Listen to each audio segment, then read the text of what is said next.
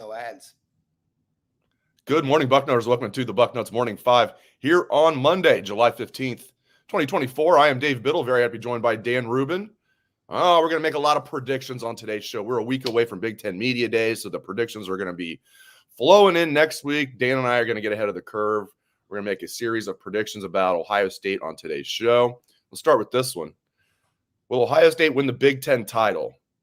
I'm going to go with a resounding yes, Dan Rubin. They're going to win the Big Ten title. What say thee? There's going to be a theme developing here, Dave. Yes. I'm going to go with yes. They will win the Big Ten title. We do shows like this basically every year. Last year at this time, I think we've done 14 shows, 14 pregame shows. Most the 14th straight time I picked the Buckeyes to win. I'm far more confident of that prediction this year. Last year it was through a hazy eye. This year, very confident. Do we agree that Oregon is their biggest competition for that title? Negative. You don't think Oregon's their biggest competition? No, I think it's Michigan still. Wow. I'm sorry. Unfortunately, when I went back and looked at everything, I got to see Oregon do it consistently against the Big Ten, and I know they have a lot of flash, but unfortunately, Michigan actually still has a lot of good players left, especially at the top. I mean, they got some – it's kind of interesting. Last year, Ohio State had more elite top-end NFL draft pick talent. Michigan maybe had more guys that got drafted. Kind of going to be inverted this year. We'll have some high draft picks, but they've got some guys who are going to be drafted very, very high.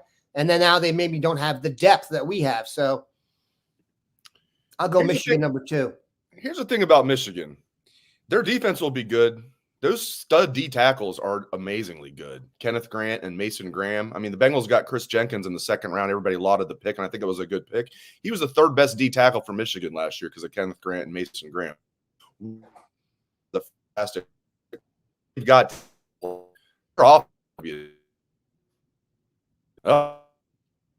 internet issues are back. That's wonderful. I think I got the people working on my internet right now during the show. That's awesome. So, yeah, we'll see. I think Michigan's going to struggle offensively. We shall see. All right, let's get to the next one. The big one. The big one.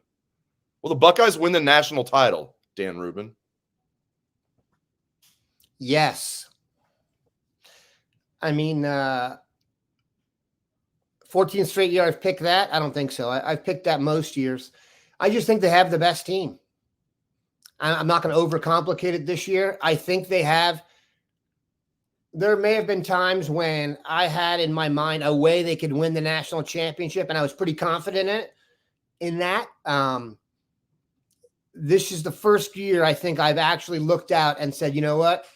That's actually not true. There's probably a year in the year Zeke didn't get the ball enough against Michigan State, excuse me. And now I think we have the best team by pretty much every argument you want to make. And I get their biased arguments depending on which area of the country you're making the argument from. But this year, I think you'll even have people at Georgia admit the fact that we have the best roster. Not many of them, but a few. Right. I think Georgia has the better quarterback, although I like Will Howard, as you know. I think they have the better offensive line, although I think Ohio State's going to have an improved offensive line. I think Georgia has them beat. That's two important places to have Ohio State beat. I would take Ohio State at every other position, and I don't think that's a hot take. Ohio State has a loaded roster. My answer is yes. Now, am I going to go out there and bet a lot of money on it? No, but I do think they have the best team. If I had to pick one team to win it, just being objectively, I do think it'll be Ohio State. But it's going to be tough. There's no doubt about it. I mean, even if they get a bye, navigating the playoffs is going to be difficult, but give me the Buckeyes. All right, let's move right along. What we did? Oh, yeah, okay. I put these together. I forgot who was I rush. You go. Just to me, it's not really that tough of a question because until I see Trey Henderson get through a full season, durability is going to be a concern. It has not been a concern at all with Judkins. You look at NFL, scouts and experts like, draft experts like your guy Dane Brugler. All of them have Judkins ranked ahead of Henderson, and they all like Henderson. Give me Judkins to lead this team in rushing. I feel the exact same way. I've said this many times. It's one of the things I say enough that people are sick of hearing it. But last year, if you would have told me I could have any running back from the NCAA for the Cowboys this year, I would have chosen Quinshon Judkins. I love the guy. I can't believe he transferred here. I still can't believe it. I think it's tremendous. I can't believe it. The surest sign of the new era is one of the top 3 running backs transferring to play alongside one of the top 3 running backs. That never, ever, ever, ever would have happened before the NIL era, and I'm here for it, all of it. No doubt about it. All right, I like this one. All right, who's going to lead the team in receiving yards this year, Dan Rubin? Yeah, these are some low-hanging fruit to me. I think it'll be Emeka Egbuka. I understand that the thrust of the question is not receptions, because then it definitely would be Emeka Egbuka, and you were going with yards to see if I would be tempted by saying Jeremiah Smith. Right. Let me just say this. If it is Jeremiah Smith, I'm here for that as well. I just think Emeka Egbuka, if anything, we are underrating him based on the fact that he had probably fits and starts last season because of injuries. This time last year, people thought he was a first-round draft pick. I'm not sure what's changed, except for maybe durability. So if he plays the whole season, very confident in Emeka Egbuka. And I also think he's also one of those guys that's going to crush the process, and people are going to want him in the locker room as well. Leadership, all that good stuff. He's a 5-star kid and a 5-star player. So I'm big on Emeka Egbuka, big. I'm with you, man. I think Emeka's going to have a big year. I mean, just look at what he did as a sophomore. He's going to have a big year, and I love Jeremiah Smith. We got a vote in for Carnell Tate. I love Carnell Tate, and I like Brandon Ennis too. Emeka Egbuka, unless he gets hurt, is going to lead this team in receptions and receiving yards. And like Dan said, though, if it ends up being J.J. Smith, I'm cool with that. That means he's even more of a stud than we think, and I don't even know if that's possible, but I'm here for it, like Dan said. Yo. A trickier question may have been receiving touchdowns. Then I might be tempted to go Jeremiah just because of the jump ball factor. Right. I think one of the characteristics of this offense we don't talk about enough, or that we're going to enjoy the most.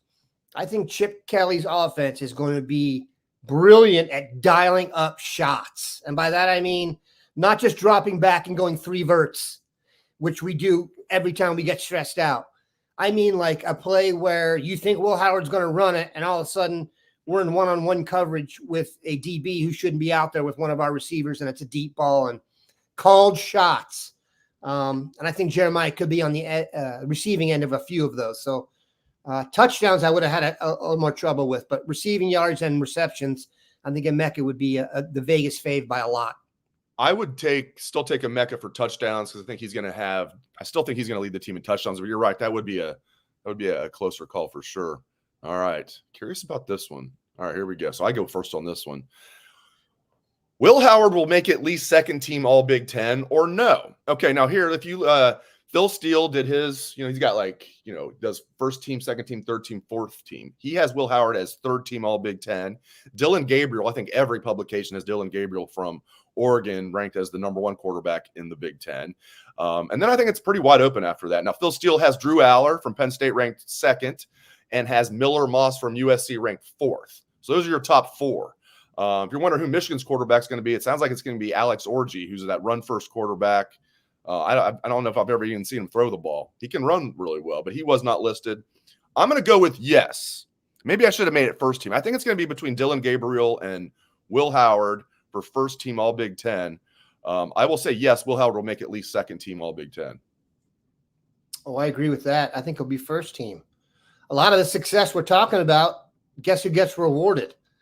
Right. The quarterback. Also, sometimes, and we're as guilty of this as anybody, but we kind of accept a narrative kind of gets going and everyone just accepts it and we roll with it. Will Howard's not an untalented football player. It's not like we're getting some true straight journeyman who's just coming here to check his last box. Like we said, the guy who runs the NFL Senior Bowl had him as a 4th-round draft pick. It's one of the reasons he didn't call him originally, because he thought he was going to go to the league. Now, 4th-round draft pick is not C.J. Stroud. Nice to have a new template quarterback of Ohio State to be able to say every time I use that reference for the next 15 years. But but he's a good player. And I also think we're underrating his ability to run the football. Go look at some of the highlights. And I like this. This is one of the things I look for when you add a player to a situation, whether it's football, basketball. Is he going to be asked to do more or less in his new surroundings? And he's going to be asked to do less. And I like that. So he's going to be asked to do less with better surrounding talent, probably better coaching. I think he'll be first team. Dylan Gabriel, by the way, you know how tall he is? He was out at one of those Elite 11. Is he 5'11"? I'm told no way 6 foot from people who stood next to him out at the event. So very good player. And Will Howard takes some shots because he maybe would not even started if he stayed at Kansas State. I don't think Dylan Gabriel is going to be penciled in to start at Oklahoma either. So I don't get the Dylan Gabriel love. He's a good player, but it's not like when Russell Wilson went from Wisconsin or from NC State to Wisconsin and just totally revamped the program. He'll be helped by the fact that they have really good players, but I don't see Dylan Gabriel as some earth turner. It's funny. I'm not making fun of you, but I hear people talk about Russell Wilson's 1 year at Wisconsin like it was some like watershed moment, a great year. I mean, Russell Wilson, his 1 year at Wisconsin, lost to true freshman Braxton Miller and that joke of an Ohio State team. Okay. And then, they did get to the Rose Bowl. You know who beat him? Andy Dalton in the Rose Bowl. TCU and Andy Dalton beat Russell Wilson. Just when everybody's waxing poetic about Russell Wilson's 1 year at Wisconsin, remember those two things. They'll knock him down a few pegs. Now he's with the Steelers. I gotta come up with another I hope he really example. crashes and burns now. I hope he really crashes and burns now with the Steelers. He will. Justin Fields will. I still can't believe they got Fields for free. The stupid GM of the Bears just gave Justin Fields away for nothing, like an idiot. All right. Anyway, let's move right along here. All right.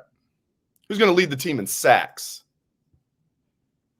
Am I going first on this one? I think so. Yeah. You go. Low hanging fruit to me. I'll go with Jack Sawyer. I have no reason to think he won't pick it up after. Or pick up right where he left off after last year. I thought the last 4 or 5 games, you were starting to see that anytime the quarterback was back there, he was getting a chance to get in there. I know a lot of people say better late than never. He's had a decent career. He just hasn't been the third Bosa brother as he was rumored to be. But I do think he's primed to have a great year. Plus, I think we sleep on this a little bit. And one of the reasons Michigan was so good, he's a grown A man. That extra year of man strength, man, that does not hurt when you're going up against youngsters. So I love Jack Sawyer for this call. Probably a pretty obvious choice. I tell you what, did I get the Russell Wilson one wrong? I'm sorry. Maybe I got that wrong. Oregon beat them this season. They had Russell Wilson. They lost they had Andy Dalton the year before. Sorry, I got that wrong. Okay, my bad. I shouldn't have made fun of Russell Wilson. They did lose, though, right? They did lose. Who was the Oregon quarterback? Oregon the beat kid them, who went to the Steelers? Dennis something? Okay. Can't remember. Oh, yeah, that sounds right. Yeah. Someone will know it. All right. Thank you for the correction there. I just remember them losing to Andy Dalton, but that wasn't Russell Wilson. Russell Wilson lost to Oregon the following year. Thank you for the correction. All right. Who's going to lead the team in sacks? I agree with Dan. I think it's going to be Jack Sawyer. Now, if I didn't see what I saw at the end of the season last year, I'd be a little perplexed here. I might be tempted to take Tyleik Williams because despite the fact he's 330 pounds, he's the 3 tech. Ty Hamilton at 295 is the 1 tech because Tyleik can get after the passer. But give me Jack Sawyer. It just seemed like the light just flipped on for him late last year. So give me Jack Sawyer. Sure. All right. Okay. This one. Oh, geez. Here's save. Who's going to lead the team in tackles? I'll go with another senior here. 5th-year senior. I will go with Cody Simon. Usually your middle linebacker is going to lead your team in tackles. Now, they do have a safety who happened to lead Alabama in tackles as a true freshman last year. You guys might have heard of him, Caleb Downs. So don't rule him out. But I'm going to say Cody Simon's going to lead the team in tackles. What do you think, Dan? Great minds think alike, Dave, in that those are the two I came down to. And when it came down to Cody Simon or Caleb Downs, I just went with Caleb Downs because I love Cody Simon. He's no Caleb Downs. Good There was 100%. And just there's a little bit of indecision at linebacker in terms of there are guys who could step up. Arvell Reese, other guys who may take some snaps. When you talk about taking snaps and who's going to be on the field the most, Caleb Downs is going to be on the field like as much as humanly possible. So I'll go with Caleb Downs. Oh, I like Thankfully. it. I like it. I'm here for that. Let's go. He's wearing that number 2. Now, he was not going to be a 3-time All-American at Ohio State because he won't stay for his senior year. But, man, last time there was a number 2 out there wearing safety or playing safety for the Buckeyes, 3-time All-American Mike Doss, and won a national title. Just little stuff like that. All right. You can pencil Caleb Downs in as an All-American the next 2 years, barring unforeseen circumstances. I mean, I know it wasn't Saban's best team, but they still were a playoff team. This kid is a true freshman, had over 100. I know tackles sometimes can be a misleading stat. I get it. But to be a true freshman and lead Alabama in tackles as a safety, that's insane. I don't think it's that misleading, by the way. Tackles, not that misleading. No, you know what I mean? Some guy can have like a bunch of tackles, but he's getting dragged down the field. You know, he gets credited with the tackle after somebody basically runs him over and he kind of falls over his helmet. You get credited with the tackle. You know what I mean? Sometimes that can be a little. And there are times you don't want a defensive back leading the team in tackles. You know what I mean? Just means he's gotten through the first 2 lines of defense. But in this case, I'm saying it in terms of I don't think it's going to be a huge gap. Like if you go back and look at the tackles in the last few years, there's a large gap between Tommy Eichenberg usually and everybody else. I don't think that'll be the case this year in a good way. Lathan Ransom getting some love here. Somebody said, look out for Styles. Maybe Styles more for sacks. I think they're going to use Styles as a jack of all trades, a heat-seeking missile. We'll see. And they're going to blitz those linebackers. Like CJ Hicks is going to have some sacks. They're going to blitz those linebackers this year. They flat out said they're going to do it. We saw it with our own eyes in the spring. They're going to put some heat on them with those linebackers. Styles, I don't know how much Cody Simon's going to blitz, but he'll blitz some. You can't be predictable. CJ Hicks is going to be a good blitzer. I'm looking forward to that. And Gabe Powers is another guy I really like. I like Arvell Reese too. I love that linebackers, the supposed weakness of this defense. That's how great this defense is. It's going to be so much fun. I would expect Sonny may lead the team in what you call flash plays, like forced fumbles, plays where you turn to your friend and you go, yeah, bless who? Oh, 6. You know, like I'm telling you, man, I say this, if you, and I'm a nerd and I get it. Sometimes I watch the game in slow motion at times. When he hits people, it's a different impact. I'm just telling you, watch. There's a different, I don't know how to explain it. Hopefully it'll come through enough this year that I won't have to just punch my fists and talk into the air. But there's just something different about him when he hits you. And I think he was thinking a little too much last year. Not this year. No thing. Just go get him, Sonny. And the game will naturally slow down for him now in his 3rd year playing big time college football. So, yeah, Sonny, especially everybody was expecting Sonny to come in and set the world on fire last year. And now the expectations are a little lower. He's a year older. I don't want to get crazy right now and put more pressure on him. But yeah, I'm very glad Sonny Styles is on our side. I'll put it that way. No doubt. All right. Don't jump off the bandwagon. I really like this one. You've already given away. You think Michigan's going to finish second. All right. I'll go first on this. All right. Finish 1 through 5 in the Big Ten. All right. I'm going to go Ohio State 1. I'm going to go Oregon 2. Oh, gosh. I can't believe I'm doing this. Their schedule, their interconference schedule is just easy. Don't do it. Penn State 3. I will go USC 4, Michigan 5. Then Iowa would be others receiving votes at 6th. But those are my top 5. I'd go Ohio State, Oregon, Penn State, USC, Michigan. I go Ohio State, Michigan, Oregon, Penn State, Iowa. I'm not sold on USC at all. I'm not either, but I'm not sold on Iowa, though. I agree, but I'm not sold on Iowa any year, and every single year it's the same thing. At the end of the year, I look up, they're 7-1, and I think they're terrible, and then they're 9-1, and I think they're terrible, and then they're in a bowl game. Everyone's making fun of Kirk Ferentz and the offensive coordinator, and they only lose 1 or 2 games every year. And also here's another thing: Iowa's pros are good. I'm just telling you this. Go look at the guys from Iowa that play in the pros. They're freaking good players. So they won't score any points. It's kind of like what I think about Michigan, Dave. I don't think Michigan's going to blow anybody out, but you still have to score points against them. And who's tough enough to do that? Is Oregon really going to stand in there and trade punches with Michigan for 4 quarters on that schedule with the travel and the new? I just don't see it. Now, it may happen, but I don't see it, and I got to see it. Michigan's going to have to score points, though. I mean, a team like Oregon will put up points even against that good Michigan defense. It's going to be fascinating. Now, that's where we mix. I don't believe that, but go ahead. Michigan's got a good this is a different Oregon. I mean, Dan Lanning is not the typical Oregon coach, in my opinion. I mean, he's built up the offensive line. He's built that both games to Washington. Right, by 3 points each game. They did. Those games could have went either way. They did not.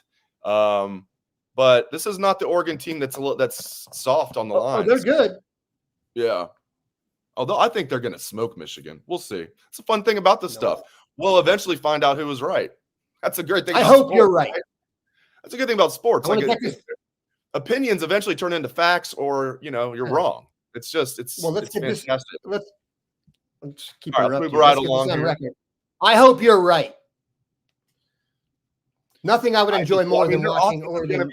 I've never seen. They're replacing 5 starters on their offensive. All 5 starters on their offensive line. They got a quarterback that can't throw the ball. They got a good running back in Donovan Edwards, who everybody's going to be keying on because he's their only weapon. I don't know. Do they have any wide receivers of note? I don't think they do.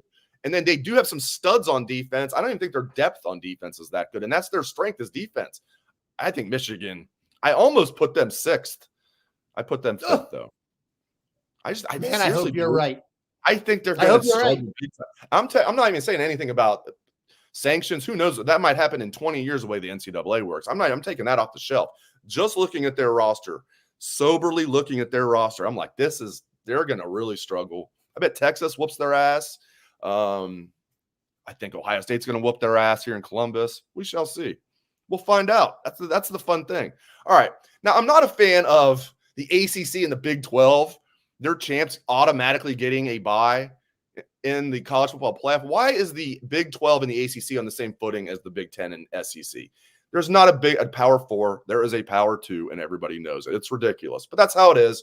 The champions of the Power 4 conferences are all going to get buys. All right, let's go through it. You can go first on this one. Who do you think is going to be the 4 Power 4 conference champions? And we'll get those 4 buys in the first round.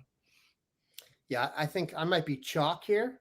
I went Ohio State, Georgia in the SEC, Texas in the Big 12, and Florida State in the ACC. Let's move right along. Okay. Wait, did you say Texas? I did. Texas is in the SEC, though. No? SEC. See, there you go. That's my language. I'll help you here. Utah, right?